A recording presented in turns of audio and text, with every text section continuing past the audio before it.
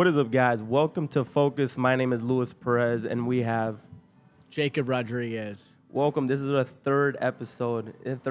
Yes, sir. Whoa, what's happening? We were talking about, doing the first one, and now we're up to number 3. I know. We're keeping you accountable. That first, I appreciate that. that first one didn't do too bad. Well, it didn't do too bad. We got our 10 likes. Yes, sir. Woo! Usually YouTube videos do 0 likes, 0, engagement. But luckily, we're gonna try to keep this up. Hell yeah, yeah. Well, today, guys, we're gonna be talking about what was it? Secret to growth. The secret to growth in a business. So here's the interesting part.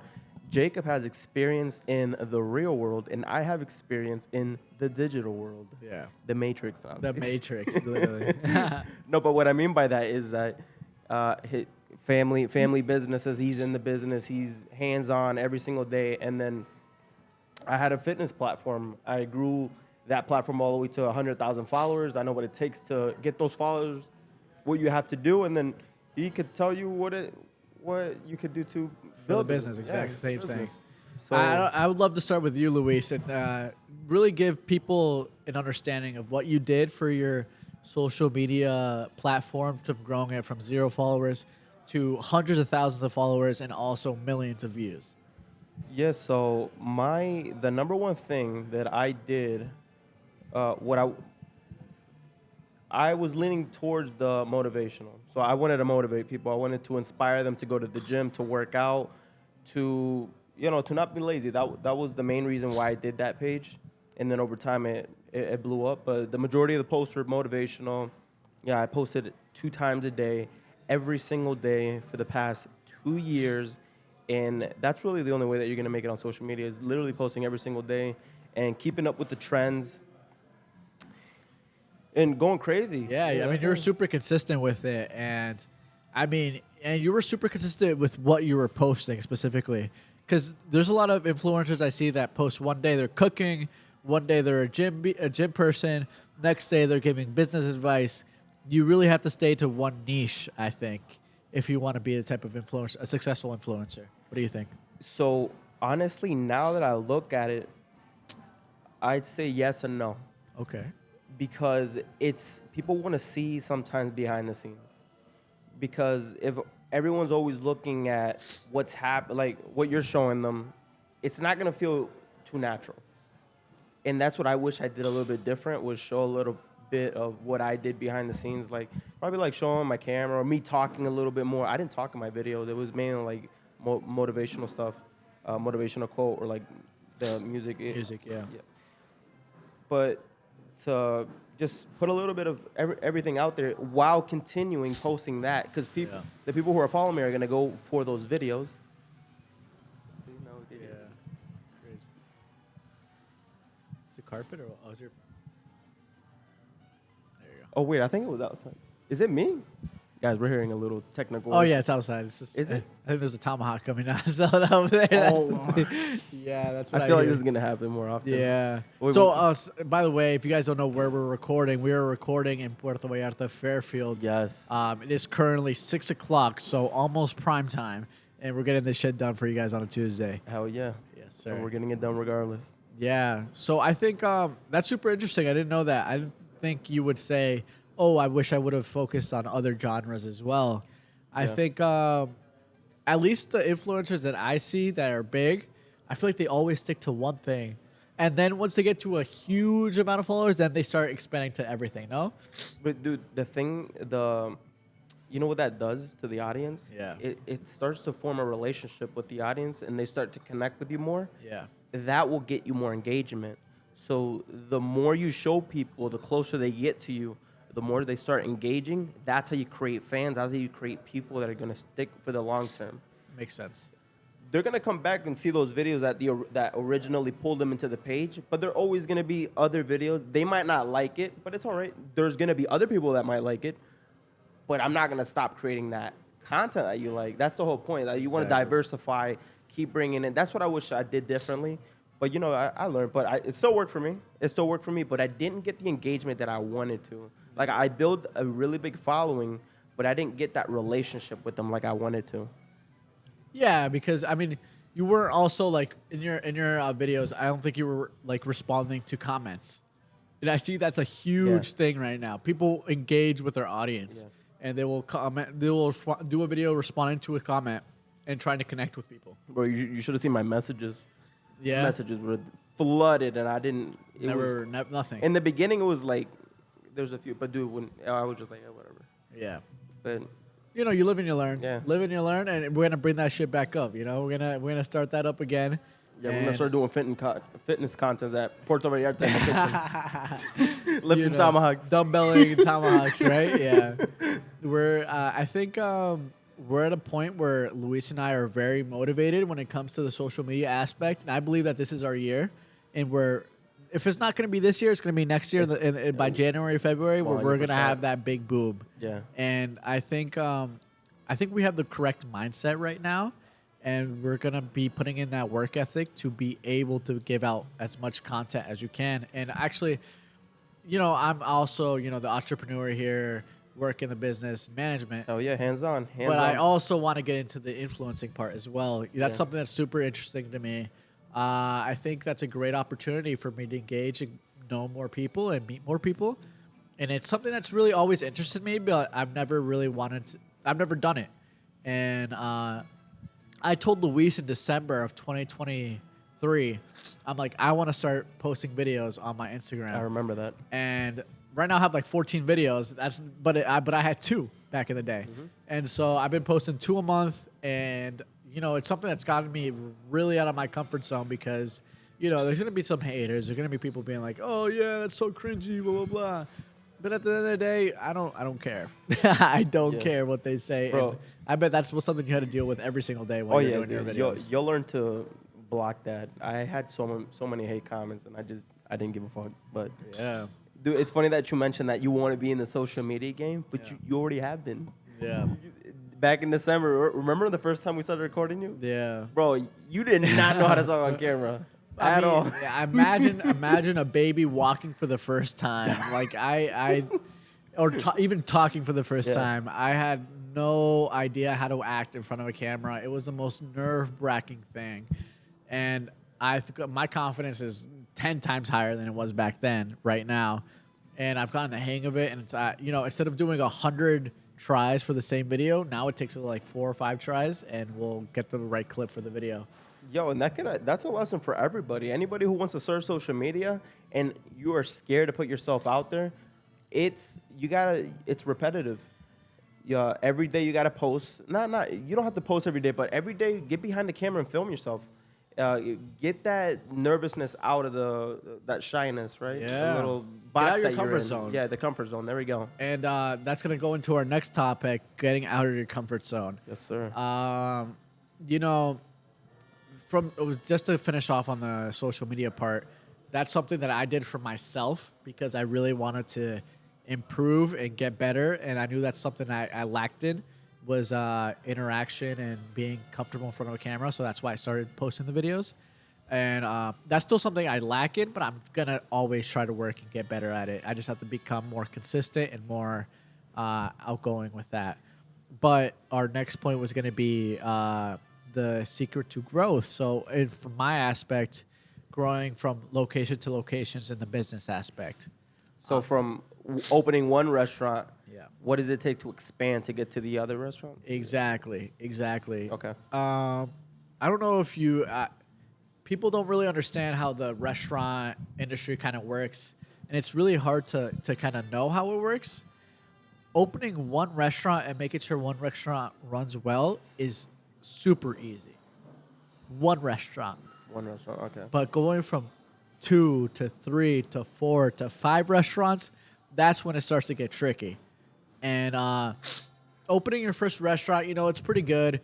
It's easy. You work with the same people every single day. You have your regular guests. Everybody in town loves you. They see you there. They go to the restaurant just for you. And so you're like, okay, you know, I'm making some money. I'm going to open another location. You go open another location. What happens? You have to make someone in charge of your first location. Who do you trust more than yourself? Nobody. Damn, that's Nobody. when it starts to get hard, actually. Yeah. That's when it Yeah. starts to get hard. So you have to put your trust into somebody that you don't really know and you might know them, but you might not know who they truly are and what they're really like. So putting faith into someone to take over is super key. It's super important, and the person you are putting in that place. Sometimes you think, oh, I'm gonna put the person that I get along with the most in those type of positions, and that's the biggest mistake you could ever make because those are the people gonna stab you in the back at the end of the day. And I'll tell you that because I've learned it day in and day out inside the restaurant. You've had 8 restaurants. I'm pretty sure you 8 experienced restaurants, that and I a experienced lot. everything. And the people that you love the most and people that you think will be the most loyal to you are the people that will backstab you and then go be your competitors and try to screw you over. And I promise you, don't ever grow in a personal relationship. Okay, I'm getting off topic, but what I was saying is, you know, No, that's interesting putting to my know. PTSD, putting my PTSD You're to like, the hold camera. on. Damn. But really, right now we're at a point where I'm gonna be honest with you guys. We are down 3 managers. So I have 8 locations, and I am down 3 managers currently right now, an assistant manager and 2 GMs. I would rather cover for those shifts than put a random person that's not qualified in that position. I would rather make myself work harder than put someone who's not qualified inside the position. Why? Because that is someone, the person that you put in charge of a restaurant specifically needs to be someone that is equipped to succeed and someone who has the experience, the correct experience to be able to lead a team. And that's one of the biggest skill sets you could ever have is leadership. And that's one of the rarest skill sets you'll ever see. That was going to be one of my questions. Is it hard to find managers? 100%. I mean, it's super hard to find managers. You want someone to really live your culture of your restaurant and not just kind of live the hour to hour. I don't know if that makes sense. But what I mean is like someone who will live your culture of hospitality, service, and not just come here to get a paycheck. That love doing their job. They love doing their job. They love where they're at. And they love being here day to day. It's not like you have to beg them to work here or beg them to come to your work, you know? I have people that are working for me right now, and they're like my family. And I really, they come to work with a smile on their face. They don't ever show up late. And if they do show up late, they're like super scared that I'm going to be angry or stuff like that. And, you know, it's super different now that people really like where they're working. People really like where they're at. And, you know, it's really important that you have people that are happy in that position. So, opening a restaurant, then the hardest part would be like hiring people for the restaurant.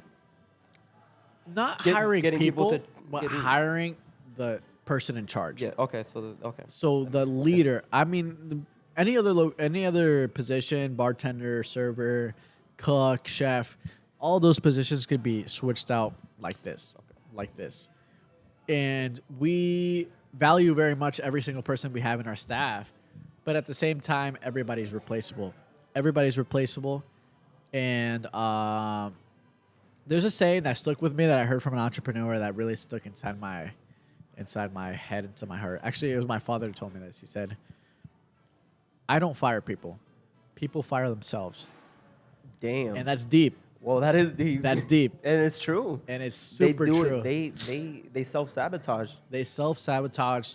They start doing a poor job, Yeah. or they do something that's not correct etiquette, you know. Mm-hmm. And I think it says a lot about a person, you know. It says I don't want to fire people, you know. I don't Yeah. enjoy firing people, but people fire themselves because they start doing a poor job. They start showing up late. They don't care about what they're doing. And it says a lot about a person, you know? It says a lot about a person. But, you know, at the end of the day, I tell you, oh, it's super hard to find someone you have to trust, but you need to find someone you trust. And not completely. You don't have to trust them 100% with everything. You have to trust them with 60% of your job and delegate that job. Because you can't be the manager of 2 locations at the same time. No, that's almost impossible. It's impossible. You can't Yeah. be in 2 places at the same time. Yeah, sure. You have to be in one place, so you have to be able to delegate the job to someone else. So you have to really level down a little bit. Understand, no one's going to do the job as good as you're going to do the job, but who could do it 60% or 70% as good as you. And then you give them more responsibility to take over that position.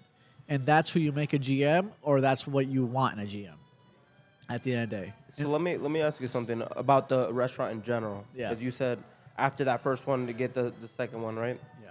How do you know when you're ready to get for that second one? It's never Might be it's a not- simple it's question. It's never for, I don't know. It's never like you're ready for it. Is the opportunity kind of shows up, or you get it. And one thing that I've seen my whole life is that when an opportunity comes up, you take it. You take it. And what happens with 99% of the people in this world? They think about it. They think about it, and then boom, the gotta- opportunity like that is Yes, gone. You gotta act quick. You gotta act quick. Yes. And we talked last podcast about Luis, had that apartment opportunity. Oh yeah. And so he had the opportunity to buy an apartment, but And instead he bought a car. And, he regrets that decision until this day. Yeah. Same thing as in business, We were offered, we still have fails, we still were offered great prime positions right now 10 years ago, but we never took that location 10 years ago. And so do we regret it? Of course. Oh, you guys have locations like that? Yeah, so Oh. of course, we were offered locations with cheap rents quite a long time ago, and then we didn't take it at the time because we didn't see a future there. And now they end up being some of the prime locations around the state. Wow. So it's you live and you learn, Yeah. but you're never gonna always win. Simple as that. You have to accept that you're not gonna win all the time, and you're gonna be frustrated when you lose, but it's part of the game. You know what? I count learning as a win. So even though you did take an L, hopefully you don't make the second time because you're gonna be more mentally prepared. Next time you gotta know to hop on opportunities. And yeah. Yeah, I think that's super important to be able to hop on an opportunity and really analyze an opportunity when it's right in front of you. You're always gonna wait for the perfect moment, but there's never gonna be a perfect moment. Simple as that. And I've heard that from a lot of people. And people are like, oh, I'm going to wait for this perfect moment. I'm going to wait a couple more months, save up some more money, blah, blah, blah. But this moment's going to fly by. And this opportunity is going to fly by, and that moment's going to be gone. I've said that a bunch of times. Yeah. And so, at the end of the day, it's taking that risk. Yeah. And I heard The Rock say something. He said, one day or day one. You love that quote. I love that quote. I've said it in a video too. And I really love that quote because it says a lot about a person. Yeah. A lot of people are 1 days. Not many people are day ones. That's true. 100%, Yeah. yeah. And, I think when you want to expand to more locations, obviously you have to put more systems in place. That is something that's going to help you expand. It's not going to help you. I mean, you have to do it. You have to do it. So you have to have an opening and closing shift. So you have to be like, okay, opening, you have to check the fridges, you have to check the deep fries, you have to check the food temperatures, you have to check the doors are open, you have to check the windows are clean. You have to have a checklist for every single manager so that instead of them thinking of what they have to do, Boom, it's right there. they know what to do that's- exactly. yeah. So it's Oh, right in that's a front lot of them. better, yeah. And so obviously you're not gonna before you expand, you have to think about the things you do on a daily basis, write them down, and then implement it so the next manager could take over. Hell yeah. Yep. And that's how franchises work. At the end of the day, franchises have the most systems in place so that if someone's going to open a location, they know what to do from step 1 to step 100, 120. And the more systems you put in place, the better. Systems are never going to be ending. They're never ending, I swear. You will implement new system. It's like new trends. New trends. Follow the trends. Exactly, and you have to get better at the end of the day because if you don't get better, you're going to stay behind and close. So at the end of the day, you have to adjust to the new market. You have to adjust to new things, new circumstances, and really take advantage of that. For example, today I had my manager meeting. So I gather all my managers once a month. I don't know if you know this. Yeah, I do. I gather my managers all once a month, so it's about 16. With the whole team, it's about 20 people inside the meeting. Oh wow, So there's 20 a lot of managers. Yeah, I have assistant managers. I have marketing. I have payroll. I have everybody there, so it's Yeah. not just the managers, but it's also other higher up positions in management, uh, human resources. And so today we went over how to train someone from day one. So, typically we're a very flawed company. We always look to get better. No company's going to be perfect. It's always going to be everybody's always going to see your company as amazing, or someone's going to see it as a horrible company. It's never going to be the perfect company, no? But today we're going over how do you train your staff member from day one? What are the correct steps to follow to make sure they're able to succeed? Because a manager's job is like a parent's job. A parent is going to make sure their kid grows up and becomes a good person. A manager's job is the same thing. You as a manager have to make sure that your staff succeeds. How do you make them succeed? You have to teach them. You have to invest time into your people so they can be able to succeed. And that's something that we haven't really been great in. We've always been improving. But today in the meeting, I really put a lot of emphasis on investing time into each person so they have all the possibilities to be able to grow. Bro, get better. That's so important. That's awesome that you do that, because that shows how much you care about the business and how important it is for everyone to do their job well enough to show it off for the restaurant. And not only that, it helps everybody else too. Whoever is getting trained, no one else is going to be training them around the state, because most restaurants don't do what we're willing to do or give out that great hospitality like Puerto Vallarta does. And that's why it's super important that, people who really take pride in their job and want to learn, they will take full advantage of this training program, because they're like, you know what, that's going to help me for my self-growth. And so one day if I don't work at Puerto Vallarta, I know I'm going to be a really successful server at another restaurant. one, Or I could even apply for a management position because I have this level of intelligence. I know what I'm doing. And unfortunately, not everybody takes it that way. Many people are like, oh, that's even more work. I don't want to do more work. And, there's going to always be lazy people. Those are the hourly workers, the ones that working by the hour, not because of the love, like you mentioned earlier. So, I mean, even then, that's what I'm saying. Like, even servers, if they invest their time into this training program, it will help them so they can become very successful servers or managers in the future. Yeah. Because they know the correct steps to take in a great service experience. And it really depends on each person, I believe, and the leader. At the end of the day, the leader has to make them understand that this is beneficiary to everybody, and this will help not just you, but also the company, especially because we call our staff brand members. And so, because your staff really represents your company. Yeah. So what happens with a big corporation? There's a scandal. They fire that person right away because that you don't want them to misrepresent your company. Say there's a staff member in Google, and he has this crazy scandal that goes on. What does Google do? Google fires that person or puts them under suspension or something like that. That's the reputation, right? Their there. reputation. Same thing with the restaurant, or same thing with your own company. You have to make sure people live up to your reputation. Do you want to be known as the mediocre place, or do you want to be known as that excellent hospitality place? Do you want to be known as that place that really exceeds people's goals and exceeds people's expectations? You know what's one thing that we have in common, that we've talked about it in the past, that we do with, like what I did with my social media and what you do with the business, and it's attention to detail and always standing out from the competition. And like, remember when you always say quality, high quality? It's something that I really focus on when I had my fitness pages. Like, oh, everybody can make these videos, but how can I make mine better than them? Yeah. Better camera, better lighting, better quote. Like, there's something that you could do better, and I've seen that you do the same thing, especially with your hospitality is like number one for you. Yeah. And something you have to always do is be humble and understand that you are never the best. You're not even close to being the best. There's always a bigger fish, always a bigger fish. And so you need to learn that there's so many things you can learn and so many things you can improve. And I know I'm far from perfect in this restaurant industry, but I'm also confident that I am very different compared to everybody else in the restaurant industry. And you come to Puerto Vallarta, I promise you, you'll have a great dining experience and a unique experience. You will, absolutely. Yep. Yeah. And I think that's kind of what separates us from any other Mexican restaurant inside the state or inside the country.